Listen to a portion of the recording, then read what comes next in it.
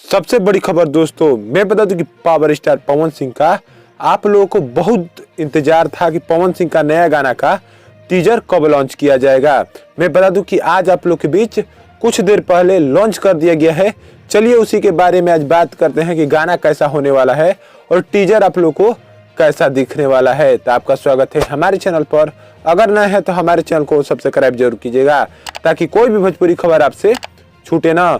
मैं बता दूं कि पावर स्टार पवन सिंह का नया गाना, जिस गाने का नाम है काला ओढ़नी, जिसको गाया हुआ है पावर स्टार पवन सिंह और शिल्पी राज ने, बहुत धमाकेदार गाना आप लोग के बीच आने वाला है दोस्तों।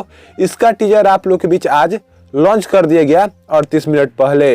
मैं बता दूं कि इसमें फिट कर रही है क्वीन शालिनी और विकास मेहता। बहुत शानदार और बहुत धमाकेदार टीजर, ये फिल्म के टीजर जैसा आप लोग के बीच लॉन्च किया गया है।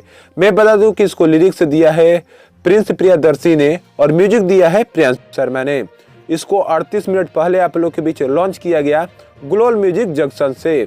इस पर मैं व्यू बता दूं तो 38 मिनट में इस पर व्यू 45,000 व्यू, 10,000 लाइक और 2,000 कमेंट के साथ बहुत शानदार गाना आप लोग के बीच इसका टीजर चल रहा है, जिस गाने का नाम है काला ओढ़नी। हो सकता है कि कल आप लोग के बीच इसका फुल वीडियो लॉन्च किया जाए।